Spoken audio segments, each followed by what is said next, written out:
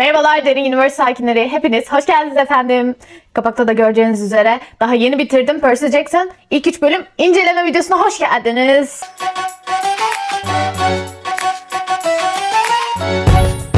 Aşırı heyecanlıyım çünkü Percy Jackson benim en sevdiğim kitap serilerinden biriydi çocukken. Halen daha böyle aşırı sevdiğim bir dünya, aşırı sevdiğim bir evren.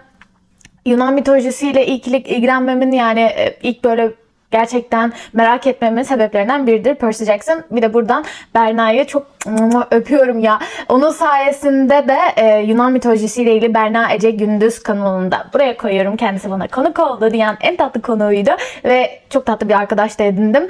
Onun sayesinde Yunan mitolojisiyle ilgili de çok fazla şey öğrendim. Onun videoları sayesinde daha fazla ilgim arttı vesaire. İzlemek isterseniz onun kanalına uğrayın. Arkadaşlar Percy Jackson'ın ilk 3 bölümüyle hakkında söylemek istediğim o kadar çok şey var ki sıraya koymakta biraz zorlandım açıkçası. Çünkü neden? Şimdi ilk sezondan sonra da ikinci sezon biraz daha karanlık, biraz da büyümeye başladıkları tabii ki döneme geçtiler. 3 karakterde ve aynı zamanda hikaye de karanlıklaşmaya başladı. Bununla birlikte kötülerimiz de karanlıklaşmaya başladı. Kronos'a gitgide yaklaşıyoruz efendim. İkinci sezon neyi anlatıyor? Bir Percy Jackson'ı bilmeyenler için tekrardan bahsedelim. Bilmeyen olduğunu zannetmiyorum bu videoyu açtıysanız ama ben yine de kısaca özet geçeyim. İkinci sezon Percy Jackson The Sea of Monsters yani ikinci kitabını anlatıyor. Dizi ikinci sezonunda. Ve Percy'nin arkadaşı Grover'ı kurtarmaya çalışışını görüyoruz aslında. Her çarşamba Disney Plus'ta yayınlanıyor yeni bölümleri. İlk 2 bölümü arda arda yayınlandı. Yani aynı gün içerisinde yayınlandı. Şimdi de her çarşamba birer bölüm veriyorlar ve toplam 8 bölüm olacak ikinci sezon. Arkadaşlar ikinci sezon hakkında genel olarak şunu söyleyebilirim. Zaten çok izlenen bir dizi olduğu için ve beklentiler de gitgide arttığı için ikinci sezon için ve çok kazandıkları için de ikinci sezon çok daha büyük bir prodüksiyon ekibi görüyoruz. Özellikle Chariot Race yani o at arabalarıyla yarıştıkları bölüm, ikinci bölüm inanılmaz bir prodüksiyon çalışması var ve çok güzel bir görsel dünya yaratmışlar. O bölümün de nazarında yani genel anlamda zaten ben yarattıkları dünyayı seviyorum ama özellikle ikinci bölümdeki yapım bütün o şeyler, set piece'ler çok büyümüş, çok daha kaliteli hale gelmiş diyebilirim. Şöyle, ilk 3 bölüm için şunu söyleyebilirim. Aşırı hızlı, tempo çok yüksek, aşırı hızlı bir temposu var. Bu bazen artı, bazen de eksilere sebebiyet veriyor. Ama benim nazarımda iyi. Yani artıları daha fazla bu ilk 3 bölümün. Yani aşırı hype'ım aynı zamanda bir de bu fan modu bölümüne koyacağım. Çünkü zaten fan olduğum bir kitap serisinin dizi uyarlamasını konuşuyoruz. Şimdi, birinci sezonda daha birinci kitabında uyarlaması olduğu için kamp üzerine, kampı merkezi alan bir sezon izlemiştik. Ama ikinci sezonda daha artık mitoloji ve daha kader, kehanet üzerine bir hikaye görüyoruz. Bu arada bu videoda bazen kitapla karşılaştırmalar yapacağım ama ben daha çok kitabı aşırı detaylarıyla hatırlamadığım için daha çok dizi üzerinde durmayı planlıyorum. Baştan söyleyeyim, bir de spoiler içerecek. O yüzden spoiler istemiyorsanız izledikten sonra gelin. İlk bölümü incelemekten başlayalım. Grover Pan'ın arayışında ve o arayıştayken Luke'un yanındaki insanlarla karşılaşıyor. Luke'un askerleriyle karşılaşıyor. Kaçarken de bir şekilde bir canavar tarafından yakalanıyor ve Percy'nin de bunu rüyasında görmesiyle açıyoruz sahneyi. Ve burada ilk defa Golden Fleece yani altın postun adı burada geçiyor. İlk bölümden zaten geçiriyorlar. Percy uyanıyor ama evde yeni bir dinamik var. Kitap okurları için de bu bir sürprizdi. Çünkü evde Tyson var. Tyson artık Sadie ve Percy ile yaşıyormuş. Kitabın farklılıklarından en büyüğü bu. Bayağı orijininde çok büyük bir farklılık yapmışlar. İlk bölümde Grey Sisters yani kör kardeşleri görüyoruz. Adı Türkçesinin çevirisini unuttum. Grey Sisters görüyoruz. Annabeth Grey Sisters'la birlikte Percy ve Tyson'ın yanına geliyor. Tyson'ı o da bilmiyordu önceden. Orada görüyor ve Percy'ye diyor, gitmemiz lazım. Kampı rüyamda gördüm. Yanıyordu. Yangın vardı. Kamp yok oluyordu vesaire diyor. Percy ilk başta Grover için geldiğini zannediyor. Çünkü Grover da rüyasında görmüştü Percy. Ama Percy kampı rüyasında görmemişti. Bu yüzden Annabeth'e hemen güveniyor ve birlikte kampa doğru yola çıkıyorlar. Tyson, Percy ve Annabeth. Zaten ikinci sezonumuzun Golden Trio'su biraz daha bu üçlü. Ama Grover'ın sahnelerini de rüyalarla bize veriyorlar. Çok doğru bir seçim olmuş. Çünkü zaten Grover altın üçlümüz aslında Grover, Percy ve Annabeth. Yani bu bütün kitap serisinin Golden Trio'su bu üçlü olduğu için üçüncü karakter olan Grover'ı da vermemek, yani çünkü normalde kitapta Grover bulunana kadar neredeyse yok ve onun sahnelerinin olmaması demek zaten ikinci sezon ve işte bir 7. sezon izlemediğimiz için hızlıca karaktere unutmak demeyelim ama uzaklaşmamıza neden olurdu. O yüzden bu çok doğru bir karar olmuş. Dizi ve kitap farklılıklarından biraz bahsetmek istiyorum. Buradaki en büyük farklılık Tyson karakterinde yapılmış dizide. Ben bu farklılığı gerçekten doğru buldum. Neden? Çünkü Tyson karakteri kitapta biraz daha karikatürize edilmiş bir karakterdi. Bu ne demek? Şöyle, komedisi çok yüksek, hep bir freak hali biraz daha azaltılmış ve daha insani ve daha gerçekçi bir tarafa oturtturulmuş Tyson'ın karakteri. Bu da benim şu dizide şunu amaçladıklarını tekrar hatırlattı bana. Karakterleri daha gri konumlara koymuşlar. Daha gri alanlara çekmişler. Bunu hem Tyson'da hem Luke'da hem de Clarice'de çok net bir şekilde görebiliyorsunuz. Çünkü bu üç karakter biraz daha kalıplaşmış karakterlerdi. Bu ne demek? Tyson hep kitabın humor tarafını üstlenen karakterdi. Clarice sert, işte savaşçı, bu kısmı üstlenendi. Luke da villain'dı. Ama Luke zaten kitapta da biraz daha anti-hero vibe'ı veren bir villain ve bunu dizide çok güzel altını çizmişler. Ona da geleceğim ama bu Tyson'la başlayalım. Tyson'ın karakterinde çok daha duygusallığına fokuslanmışlar. Humor seviyesindense duygusallığı ve o hayatta kalma çabası ve arkadaşlarına duyduğu sadakat kavramı açısından da Percy ile çok ortak noktalarını altını çizmişler, bunu diyebilirim. Dizinin kitaba göre en büyük farklılıklarından bir diğeri ise Tyson'ın ilk hayatımıza girişi. Tyson normalde Percy ile, yani Sally bu kadar hikayenin ortasında değil. Dizide Sally Tyson'ı yanlarına alıyor ve onun bir Kiklop olduğunu biliyorlar. Kitapta Percy ve Sally bilmiyor. Percy sonradan öğreniyor. Annabeth'in gelmesiyle sen sisler yüzünden göremiyorsun ama o bir Cyclop diyor. Ve orada öğreniyor Percy Tyson'ın bir canavar olduğunu. Diğer bir farklılık saldırı lokasyonu. Normalde dizide gördüğümüz saldırı ilk bölümde Annabeth'le birliktelerken kampa gittiklerinde yoldayken başlarına geliyor. Ama kitapta şöyle oluyor. Kitapta okulda saldırı Lastragonyalar. Doğru mu söyledim? İkinci bölüme geliyoruz. Yani gördüğümüz çok büyük bir prodüksiyon çalışması var ikinci bölümde. Bu Chariot Race, yani at arabası savaşının olduğu bölüm. Şimdi Annabeth'in fikriyle quest almak için, belli bir quest dediğimiz şey, göreve çıkmaları için bu Chariot Race'i kazanmaları gerekiyor. Ve Annabeth'in fikri de işte Chariot Race'i kazanırsak lütuf kazanırız, boon kazanırız.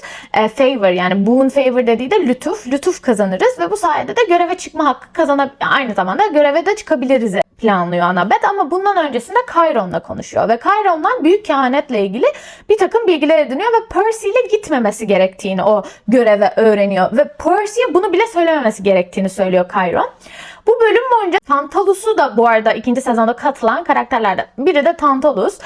Tantalus karakteri için söyleyebileceğim, aslında ben çok da fazla Tantalus karakterinin gösterimini beğenmedim. Neden beğenmedim? Çünkü bana biraz fazla pasif geldi.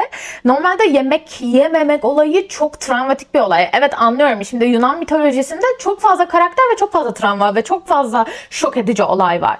Ve bu karakterlerin hepsini bu şekilde açamazlar ama ikinci bölüm ve birinci bölüm biraz daha Tantalus'un yeni girmesinden dolayı, yeni giren bir tek, hatta Tyson'dan sonraki Tantalus oradaki giren belli başlı yeni karakterlerden biri de Tantalus ve onunla ilgili sadece su içerken suyu içememesini görüyoruz ve bu bana biraz az geldi. Çünkü Tantalus biraz daha karanlık bir karakter. Ve ben bu dizinin biraz daha sezonlar geçtikçe karanlıklaşmasını bekleyenlerdenim. Çünkü seyircisi de aynı zamanda büyüyor, oyuncular da aynı zamanda büyüyor ve hikaye de aynı zamanda karanlıklaşıyor. Aynı aslında Harry Potter gibi. Ve aynı zamanda Dionysos'la o humor seviyesi çok benzer geldi ve bana sanki bir karakter ikiletmişlermiş gibi geldi. Yani bir karakterden 2 tane varmış gibi geldi. Bazı konularda çok birbirlerine benziyorlardı ve gerek yokmuş gibi geldi ya. Anlatabiliyor muyum? O zaten Dionysos var. Dionysos'u zaten çok gülüyoruz. Dionysos'un zaten o hani şey dediği yer işte bazılarınızın akrabası, bazılarınızın danışmanı, bazılarınızın ebeveyniyim falan dediği yerlerde çok güldüm. Ama Tantalus da benzer bir humor seviyesine sahipti ve bu beni bir tık sıktı. Yani biz neden aynı karakteri izliyoruz? Tantalus aslında Dionysos'tan çok daha başka bir karakter. Aynı zamanda bir yemek yemek yasaklanmış bir karakter. Ortak bağları olabilir çünkü bir tanesi içki içmesi yasak, bir tanesinin yemek yemesi yasak. Evet, bu arada Yunan mitolojisini çok iyi bilen insanlar vardır. Alta yazarlar. Çok fazla Yunan mitoloji hikayesi var. O yüzden de hangisinden örneklendirebileceğimi bilmiyorum ama şöyle söyleyebilirim. Tantalus'un daha dark humor seviyesini görmek isterdim açıkçası ve onu göremedim. O yüzden Tantalus'a çok bayıldım söyleyemem. Biliyorsunuz ki kuşlar diyeceğim. Çok fazla detaya girmeyeceğim. Kuşlar kampı basıyor. Çünkü Talya'nın ağacını Luke zehirliyor. Luke'un zehirlemesiyle birlikte bariyer zayıflamaya başlıyor ve dışarıdan işte savaş yaklaşıyor kampa doğru. Annabeth'in bulduğu çözüm yüksek sesle müzik dinletmek. Çünkü o kuşlar yüksek sesle o kuşlara yüksek sesle müzik dinleterek bir tane Yunan tanrısı onları yenmiş. Hatırlamıyorum şu an hangi Yunan tanrısı olduğunu. Yenmiş ve Annabeth'in de bu aklına geliyor ve bunu yapıyorlar. Bu arada Percy'nin elinde şu radyoyu tuttuğu sahne biliyorsunuz ki Breakfast Club galiba. O filmden işte gönderme. O sahneyi de beğendim. Güzel bir sahneydi. Hoş bir sahneydi. Annabeth'in bu arada o sahnede Annabeth işte Great Prophecy yani Great Prophecy büyük kehaneti Percy'ye söylememesi gerekiyor ve aynı zamanda Percy'yi göreve de götürmemesi gerekirken Percy'ye ihanet ediyormuş gibi yansıtılması bir tık beni sıktı. Çünkü bir de şöyle bir şey var arkadaşlar. Normalde kitap ve dizi farklılıklarında Annabeth'in en büyük farklılığı 2. sezonda zaten genel anlamda da ben 1. sezon Annabeth'ini çok duygusuz bulmuştum ve çok karakteri pasif bulmuştum. Bu 2. sezon bu 6 adım önden görebilme mevzusunu gerçekten Annabeth üzerinden götürmüşler. Bu benim çok hoşuma gitti. Çünkü İlk sezon Percy de sanki 6 adım önden görüyormuş gibiydi. Evet, bununla çok dalga geçiyordu. İşte 2 adım öndeydin bu sefer falan diyordu ama aslında hep Percy Annabeth'in akıl edebildiği şeyleri sanki Percy de akıl edebiliyor gibiydi. Ama 2. sezon Annabeth'in o karakterinde olan gerçekten diğerlerinden farklı olarak 6 adım önde görebilme mevzusunu bu sezon bence çok güzel işlemeye başladılar. Özellikle bu sahnesi, kuşların sahnesi, 3. bölümdeki sahneler, 3. bölüme de şimdi 2. bölüm bitince geleceğim. Orada da Annabeth'le ilgili işte nasıl 6 adım önde görüyor. Onu güzel göstermişler, ona da geleceğim. Annabeth işte Percy'ye sanki ihanet ediyor ve Percy'yi almıyor quest'e, göreve izin vermiyor. Normalde Clarisse kazanıyor çünkü Clarisse'i seçiyor Tantalus. Çünkü Clarisse o saldırıya rağmen yarışı bırakmıyor vesaire diye Clarisse Annabeth'i seçiyor ve Annabeth de Percy'yi seçmesi gerekirken yani mantıken Percy'yi seçmiyor gitmemesi için. Ama Percy rüyalarında işte Grover'ı görüyor vesaire gene ve o sahne de çok güzeldi. İkisinin kıyafet değiştirdikleri sahne. Bu arada Percy ve Walker ve Arya'nın bir tane biliyorsunuz ki podcast yayınlandı. Hepsini izlemedim podcast'in ama orada Percy'nin Walker'ın söylediği hem podcast hem de interview'larda bazı röportajlarda Walker'ın söylediği bir şey var. Çoğu insan bilmiyordu benim elbise giyeceğimi diyor ve aslında çok anlık kendisinin de istediği bir şeymiş bu ve o da giyiyor falan. Yani kısaca böyle gelişiyormuş behind the scenes facts'lerden biri de bu. Şöyle, ilk 2 bölümde görmeyi beklediğim bir Annabeth vardı. O da Tyson'a karşı aşırı derecede önyargılı bir Annabeth'ti. Kitaba göre öyle olması gerekiyordu. Ama dizide bu tropu tamamen kaldırmışlar arkadaşlar. Bunu görebilirsiniz. Çok kısa ilk bölümde işte onun Cyclop olduğunu biliyor musun diyor. Percy'ye soruyor onu korumak için ve Percy de evet biliyorum diyor. Bu kadar. Ondan sonrasında o Annabeth'in kitap boyunca Talya'nın başına gelenler Cyclop'lar yüzünden olduğu için Tyson'a karşı inanılmaz bir önyargısı vardı kitap boyunca. Hatta kitabın sonlarında şimdi spoiler vermek istemiyorum ama Tyson'ın başına gelenlerden sonra Annabeth biraz daha ona artık gerçekten yani o çatışmayı başlatıp gelişimini gösterip bize sonucunu gösteriyorlardı kitap boyunca ama dizide biz bunu görmedik. Tyson'la bir çatışması yok. Peki ben bunu şöyle görüyorum. Çoğu kitap severler bunu sevmiyorlar, kitaplarla ilgili değişiklikleri. Ama benim gözümde bu gerçekten olması gereken bir değişim. Çünkü bana kitapta da saçma gelen bir şeydi. Şimdi Annabeth zekasıyla ön planda olan Athena'nın kızı bir karakter olduğu için Athena'nın kızına o ırkçı ön yargıyı yüklemek aslında karakterin zeka seviyesini de düşüren bir şey. Ve karaktere uymayacak bir özellik ve davranış biçimi. Ve bundan vazgeçmiş olmaları, evet, bir çatışma alanını kaybettiler. Ve bu çatışma alanını Percy ve Annabeth arasında oluşturdular. Ama bu çatışma alanını kaybetmek aynı zamanda karakterin gerçek kişiliğine de uygun bir davranışa döndürdüler. O yüzden bence doğruydu. Irkçılık daha cehaletle birlikte gelen bir şey. Ve Annabeth'in bunu yapmaması gerekiyor. Karakterine ve doğasına aykırı Annabeth'in. O yüzden çok doğru bir değişim olduğunu düşünüyorum ben. Yorumlarda yazarsınız fikirlerinizi. Bu ikinci bölüm, yani ikinci kitap zaten Annabeth'in çatışmalarıyla dolu bir kitap. Gerçekten çok fazla çatışması var. Yani karakterlerle ve kendisiyle. O yüzden bence Tyson'la olan çatışmayı yok etmiş olmaları bana dokunmadı açıkçası. Evet, bugün izlediğim Prenses Andromeda gemisindeyiz bölümü. 3. bölüm. Şu ana kadar yayınlanmış son bölüm zaten. Ben bu bölüme çok hype'ım çünkü daha yeni izledim arkadaşlar. Bütün bölümleri zaten yayınlandığı gün izliyorum. Bunu da izlediğim andan itibaren dedim ki yes, yani karakterleri çok güzel açmaya başladıklarını düşünüyorum. Özellikle benim Harry Potter filmlerinde eksik bulduğum şey bu Percy Jackson dizisinin 2. sezonunda özellikle. 1. sezonu bana çok hızlı ve karakter açılım açısından da çok yavaş gelmişti. Evet, dünyaya bizi sokmaya çalışıyorlardı ama 2. sezonda çok bariz bir anlatı farklılığı hissediyorum. Bu ne? Şöyle, karakterler artık Percy bazlı bir aslında anlatım biçimi yok dizinin ve bu benim çok hoşuma gitti. Annabeth'in Luke'la olan çatışmasını gördük. Clarice karakterini karakter olarak gördük. Yani Ares'in kızı Quest'e gitmesi gerekiyor. Oracle'dan kehaneti öğreniyor ve kehanette aslında kaybedeceğini öğreniyor.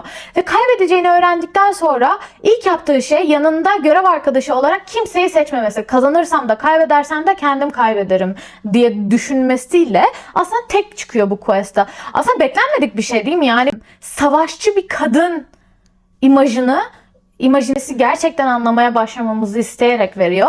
Bu yüzden de Clarice'e karşı sempati ve empati duymaya başlıyorsunuz. Ve bu benim çok hoşuma gitti bu 3. bölümde. 3. bölümde Luke'u görüyoruz ve gerçekten ben 3. bölümü çok sevdim. Niye bilmiyorum. Ben 3. bölümü niye bilmiyorum değil, biliyorum da şu yüzden çok sevdim. Gerçekten bütün çatışmaları neredeyse bize gösterdiler. Ve Luke karakterini o kadar anti-hero'yu bence çok altın doldurarak yazıyorlar ki. Ben sevdiğim şey şudur arkadaşlar. Hiçbir karakter ne beyaz ne siyahtır. Gerçek dünyada da bu böyledir ve bu dizide de bu böyle. Luke o kadar aslında bu yeni jenerasyonun durduğu yeri temsil ediyor ki, bu olağan düzeni, bu aslında çok ayrımcı olan düzeni yıkmayı hedefliyor ve yıktığında da daha ortak, daha eşit şartların olduğu bir hayat hayal ediyor. Yani Luke'un en büyük günahı aslında yanlış insan demeyeyim, Kronos'a güvenmek. Yani hedefleri uğrunda onun hedefleriyle sanki bağdaşıyormuş gibi onu manipüle edecek, tıpkı Annabeth'in söylediği gibi onu harika bir şekilde manipüle edebilecek başka bir aslında canavara güveniyor diyebiliriz. Ve ne olursa olsun senin hedefin ne kadar doğru ve eşitliği düzeni bozup eşitliği sağlamak olursa olsun kimlerle yola çıktığın çok önemli. Ve onun seçtiği kişi Kronos. Ve Kronos kendi çocuklarını yemiş biri. Yunan mitolojisinde de böyle. Yani ona güvenmek, Luke karakterini izlerken şunu hissettim. Spoiler olacak gibi ama ben kitapların sonunda Luke'un gelişimi ve sonucunda ağlamış bir insanım. Ama burada daha fena ağlayacakmışım gibi geliyor. Yani bu yeni dönem dizi, film, karakter anlatımlarında, hikaye anlatımlarında olan o kötü karakteri de beslemek, kötü karakteri de seyirciye aslında empati kurdurtmak ama onu övmeden bunu yapabilmek konusunda bu dizi Hatta onu överek geçmiş. Çünkü Luke çok yaralı bir çocuk. Ve çocuk, halen daha bir çocuk. Ve babası tarafından görülmemiş diyorum şu anda. Spoiler vermemeye çalışıyorum. Babası, annesi tarafından çok büyük travmalar yaşamış. Annesi yüzünden diyeyim. Çok travmaları olan bir çocuk. Ve küçük yaşta ölümle karşılaşmış bir çocuk. Tıpkı aslında diğerleri gibi. Ama Percy'nin işte çocuk kalabildiği nokta burası. Percy'nin annesi onu çocuk kalabilmesini sağlamış bir karakter hayatındaki. Annabeth ve Luke maalesef ki bu şansta değiller. Ve bu yüzden de hayata karşı daha sinirliler. Bu eşitsizliğe karşı daha sinirliler. Ve bu sinir ve öfke onların hata yapmalarına en büyük neden olan şey. Ve Annabeth'in de zaten aslında kitapların ilerisinde ve bu sezonun da ilerisinde Annabeth de hata yapacak. Ve hata yapabildiğini görecek. Çünkü ve gene hatası Luke kadar büyük sonuçlanmayacak bile olsa Annabeth'in hatası da aslında bu hayata, bu yaşadığı yaşama, duyduğu öfkeden kaynaklı bir aslında içinde duyduğu o öfke, hayal kırıklığı, o kırılmışlık, kırılmış çocuğun duygularıyla yapılmış hatalar. O yüzden orada o dahi yani ileriki bölümlerde olacak orada Annabeth dahi hataya düşüyor. Ama işte Percy tam olarak burada. O yüzden bu dizinin başrolü biraz. Neden işte Percy dediğimizde Percy'nin çocuk kalabiliyor olması, Percy'nin o çocuk kalbiyle çok sevilmiş bir anneyle büyüyor olması. Kitapta annesi Sally çok güçlü bir karakter değil. Yani dizideki Sally'e bayılıyorum. Çok güçlü bir kadın yazmışlar. Çok güzel bir anne çocuk hikayesi görüyoruz. Çok fazla sahneleri olmamasına rağmen az sahneyle çok öz sahneler çıkartıyorlar Sally ve Percy için. Bu yüzden de hemen geçiyor iki karakterin arasındaki bağ. Percy aslında hem en sevdiğimiz hem de neden başrol olduğunu anladığımız bir yerde. Bu bölümde de çok önemli bir şey görüyoruz. Lore açısından. Kronos'un sarkofagus gösteriliyor burada. Kronos'un o tabut tarzı ve o yüzden de işte tam burada Annabeth'in karakterini çok iyi yapmışlar. Bu sezon anlamışlar biraz daha dedim. Neden? Çünkü başından beri Annabeth şeyi demedi. Biz bu göreve çıktık çünkü sen Talya'yı zehirledin ve bizim altın posta aramaya çıkacağımızı biliyordun. Ve bizi takip etmek için aslında Talya'yı zehirledin. Şuraya geliyorum. Annabeth hep 6 adım öndeydi ya ve bunu çok yanlış gösteriyorlardı. En başından beri hep sen Annabeth ben biliyorum bunu söyleyen bir karakterdi. Ve geçmiyordu bu sana. Bir şeyi anladığı anda anladığını söylüyordu. Ve anladığını söylediği anda da aksiyona geçiyordu. Ve bu aslında çok stratejist bir karakter özelliği değil mi? Ve Annabeth aslında bu ilk 2 bölüm boyunca Luke'un ne yaptığını anlamış. 3. bölüm dahilinde söylüyorum. Luke'un ne yaptığını anlamış ve ona göre önceden planlarını kurmuş ve aslında kafasında neler olabileceğini tahmin etmiş. Ve bunu bize 3. bölümde gösteriyorlar. İşte bu anlatma, göster mevzusu bu. Bu yüzden de bize çok samimi ve gerçek geliyor karakter. Ve Luke'la Annabeth'in arasındaki o ilişkiyi ve Annabeth'in duygusal tarafını da görüyor olmak karakteri gerçekten insanileştirdi ve karakterle bizim bağ kurmamızı sağladı. Bu yüzden Annabeth'in yolculuğunu gerçekten 2. sezonda merak ediyorum. Bir anlatım farklılığı 1. sezona göre bir anlatı farklılığı olduğunu apaçık görüyorum. Ben biraz pozitif bir noktadayım. Eminim negatif olanlarınız vardır, öfkeli olanlarınız vardır. Diziye karşı kitaptaki uyarlamayı bozdu vesaire vesaire diye. Ama ben biraz daha şöyle bakan bir insanım. Bir şey uyarlanıyorsa onu değiştirmeliler. Yani çünkü uyarlama dediğimiz şey bir kitabı seversiniz. O kitabı alıp okuduğunuzda her zaman o kitaptan aldığınız hissi alabilirsiniz. Her zaman o kitaptan aldığınız hissi sadece o kitap verebilir size. Ve kitabı okurken hep söylüyorum. Sizin hayal gücünüzden daha iyi bir prodüksiyon yok. Siz yönetiyorsunuz, siz hayal kuruyorsunuz, siz oynuyorsunuz, karakterleri siz canlandırıyorsunuz, siz çekiyorsunuz kafanızda o filmi ve bunun tatminiyetini hiçbir dizi ve film veremez size. Bu imkansız zaten. Ama ben dizi ve filmden beklediğim o uyarlama o duyguyu bana veriyor olması. Karakterlerin duygusunu, karakterlerin bende bıraktığı izi gene bende bırakabiliyor olması. O duyguyu, o bağı bana sunabiliyor olması. 1. sezonda ben bunu Annabeth'te çok alamadım. Ama ikinci sezondaki Annabeth'te kesinlikle bunu aldım ve aynı zamanda Lea'nın oyunculuğu ne kadar güzel ya. Ne kadar iyi oynuyor ya. Bu kızı birinci sezonda o kadar bence ben oyuncu koçundan dolayı olduğunu düşünüyorum. Oyunculuk yönetimi çok kötüydü bu kıza verilen.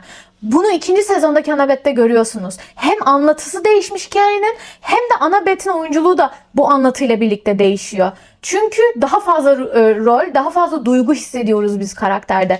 Zeki olmak demek sadece analitik zekaya sahip olmak demek değil. Aynı zamanda duygusal zekası da yüksek olmak demek. Ve Annabeth İlk sezonda sadece IQ'su yüksek bir karakterdi. Nerede EQ? Bu zeki ve stratejist bir karakterse nerede EQ'su bunun? Duygusal zekası neredeydi diye izledim birinci sezon boyunca. Ama ikinci sezonda Luke'un ona anlattıklarıyla Great Prophecy, büyük kehaneti Percy'ye söylemeye karar veriyor. Çünkü ve hep söylediği bir şey var. Kehanetler hep hiçbir zaman çok açık olmaz. Yani anlatılan o kehanetlerde hep açık noktalar olur. Onu sen doldurursun yaşadıklarınla, yaşayacaklarına, planlarınla.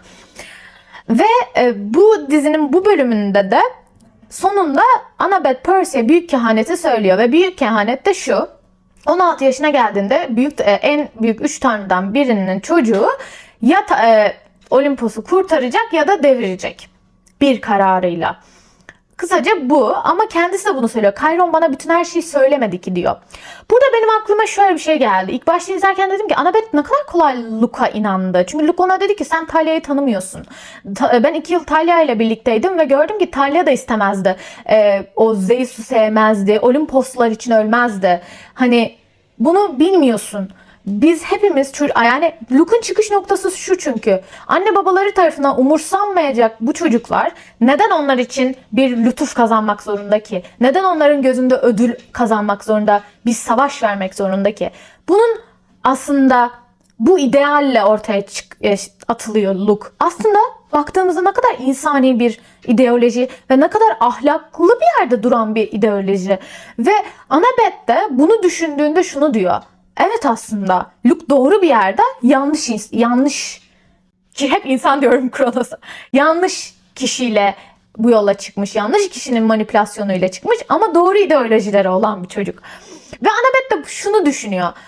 Peki yani ben ne olursa olsun kehaneti öğrenmeme rağmen çok detaylarıyla olmasa da Percy bu yola çıktı. Ve artık Percy'ye söyleyip söylememek bana kalmış bir şey. Ve Percy'nin de bunu öğrenmesi gerekiyor. Bununla yüzleşecekse de yüzleşmesi gerekiyor. Ve bunun kontrolü bende olmamalı dediği yer aslında Luke'un da bir ilk başta işte Luke ne kadar kolay manipüle etti Annabeth'i demiştim. Hani ne kadar kolay ikna etti Annabeth'i ve Annabeth hemen dedi ki Luke aslında bazı noktalarda haklıydı. Ama dizide Annabeth Luke'u haklı bulduğu yerlerde sadece Talia noktasıydı. Kronos'la birlikte bu yola çıkmış olması, Kronos'un savaşçısı haline gelmiş olması bunları haklı bulmuyordu. Annabeth'in haklı bulduğu nokta kehanete bakış açımız ve aslında var olan düzene bakış açımızdı. Bu yüzden de ben Annabeth'in o neredeyse sorgusuz sualsiz itaat ettiği Olimposlulara, annesine Athena'ya itaat ettiği karakterden bu karaktere evriliyor olması çok güzel bir gelişme ve izlerken beni çok tatmin ediyor. Gerçekten izleme keyfi veren bir gelişme. Özellikle 4. bölümü büyük bir heyecanla bekliyorum, bakalım. Hem 4 hem de 4'te miydi? Bu arada Health şeyim ve maviyim. Sirenlerle olan bölüm. Aşırı merak ettiğim bölümler. Çünkü Annabeth hakkında çok fazla şey göreceğiz o bölümlerde. Şimdi spoiler vermiyorum, kitap spoilerı. Bu arada arkadaşlar kitap spoilerı vesaire bunlar daha kitap tarafıyla ilgili olan şeylerde. Ben sizi Berdan'ın kanalına yönlendiriyorum. İsterseniz yaparım diyecektim de hiç yapamam, okuyamam. Bölüm boyunca hep sizden bahsediyorum ama ne yapayım yani. Seviyorsak ne yapalım? Önceden de söylediğimiz gibi tıpkı Luke'da o insani haklılık payının olduğu ideolojisi karakteri ve gerçekten renkli hale getiriyor ya. Clarice'te de bunu gördük. Clarice'in o savaş yani yanında askerleriyle konuştuğu yer, onları o gaza getirişi ve aynı zamanda o sözleri de kendine de söylüyor oluyor olması. Çok karakterin babasının gözüne girmeye çalışan savaşçı bir kız çocuğunu görüyoruz Clarice'te. Ve ilk başta da Oracle'ın kafasında kesiyor ya. Mesela bak bu küçük sahneler, ilk Oracle'a kehaneti dinlemeye gittiğinde böyle beklemediği bir kafa hareketi olduğu anda korkup kesiyor olması, hemen öldürüyor olması, karakterle ilgili bize çok kısa sahneler ama çok fazla şeyler anlatıyor.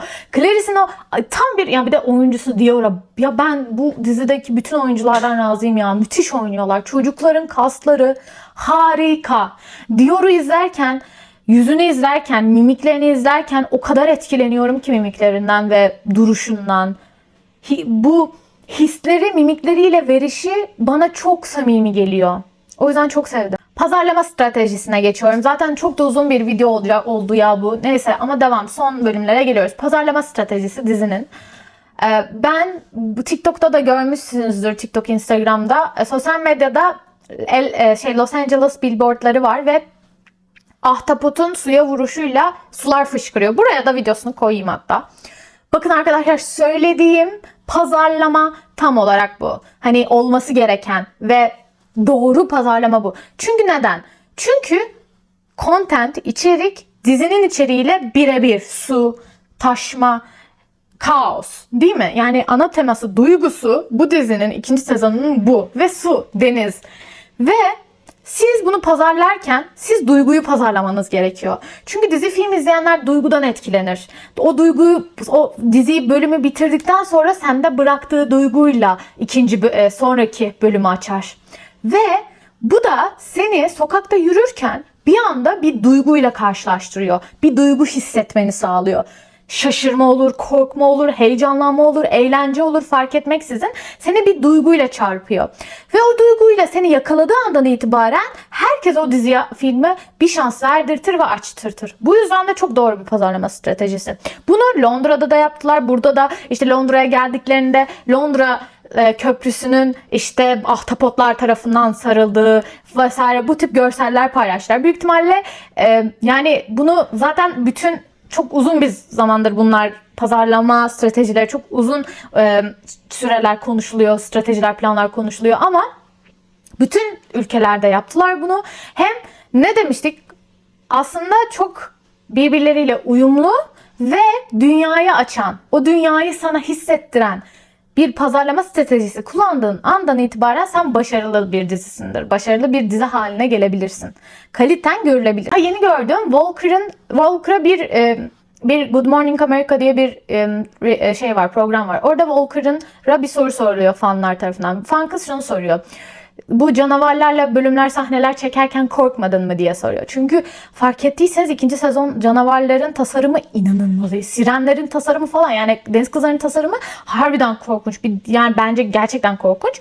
Dizide şöyle bir şey söyledi Walker. Çok fazla CGI yok bu sezon. İlk sezon full CGI'ydi, yani daha fazla CGI'ydi ama bu sezon hep kostümlerle oynadılar ve o kostümlerin hepsi gerçekti. Gerçekten o insanlarla oynadık, yani o karakterlerle oynadık. Ve bu yüzden de ilk zamanlar bir tık tabii insanda oluyor, hani wow falan bir etkilenme oluyor ama dedik ki işte komik ve tatlı insanlar oldukları için çok da yapmadım. Oradan ben şunu çektim. Arkadaşlar aslında şunu beklersiniz. Bu arada ben CGI'nin azaltılması ve gerçek kostümlere geçilmesini, zaten dizi çok fazla para kazanınca, çok fazla Disney Plus'ta izlenince bütçesi arttığı için yani net yapmaları gereken bir şeydi. Çünkü Harry Potter halen daha konuşuluyorsa bu dünyayı gerçek kıldığı için konuşuluyor. CGI bu dönemde çok kolay yapılabilen bir şey. Daha da ilerletilmiş bir şey. Çok daha iyi CGI'ler yapabilirler. Ama ne kadar CGI yaparsan yap, gerçek dünyayla bağ kurabilmemiz için bize gerçek insanlarla gerçek materyaller vermen gerekiyor. Ve bunu verdiğinde her zaman uzun soluklu bir hikaye anlatmış oluyorsun. Harry Potter'ın o dönemlerde ta kaç yıl evvel yaptığı ve öncülük ettiği strateji tam olarak bu. Ve bu yüzden hala konuşuyor. O yüzden Percy Jackson projesi için bunu seçmiş olmaları, bu yöne yönelmiş olmaları da çok doğru. Sonuç olarak ben ilk 3 bölümü çok sevdim. Belki bana diyeceksiniz ki artıları, eksileri konuşacaktın derin. Eksiler nerede? Eksileri aslında sadece şunu söyleyebilirim eksiler olarak. Annabeth ve Percy'nin o ihanet ve hızlı çözülme olayı hem çok hızlı geçti. Temposu aşırı hızlıydı. Yani Annabeth niye beni quest'e davet etmedi? Annabeth beni şu yüzden quest'e davet etti. Hızlıca olup bitmiş bir şey. Pek anlamsız geldi bana o sahneler. Ama aynı zamanda iki karakterin duygusal bağına bağladıkları için bir şey de diyemiyorum. Ya gene sevdim. Yapabileceğim bir şey yok. Ben bu 3 bölümü çok sevdim. Özellikle 3. bölümü çok sevdim. Yorumlarınızı bekliyorum. Sizin için eksiler artılar neler, neleri beğendiniz, neleri beğenmediniz, yeni bölümlerde beklentileriniz neler? Bunları paylaşmayı unutmayın. Bu videoya da beğeni atmayı, abone olmayı, yorum atmayı lütfen unutmayın. Çünkü bunların hepsi beni daha motive eden şeyler ve aynı zamanda Percy Jackson hakkında diğer videolar, yani ilk 3 bölümü yaptık. İkişer ikişer gitmeyi düşünüyorum. İkişer ikişer bölümler için inceleme atmayı düşünüyorum. O yüzden sizin desteğiniz çok önemli. Abone olmayı, Derin Universe'ı takip etmeyi, Instagram'dan ve TikTok'tan yorum, interaktif her şey, interaksiyon, her şeyi bekliyoruz sizden. Bir sonraki videoda görüşürüz diyelim. Bye bye.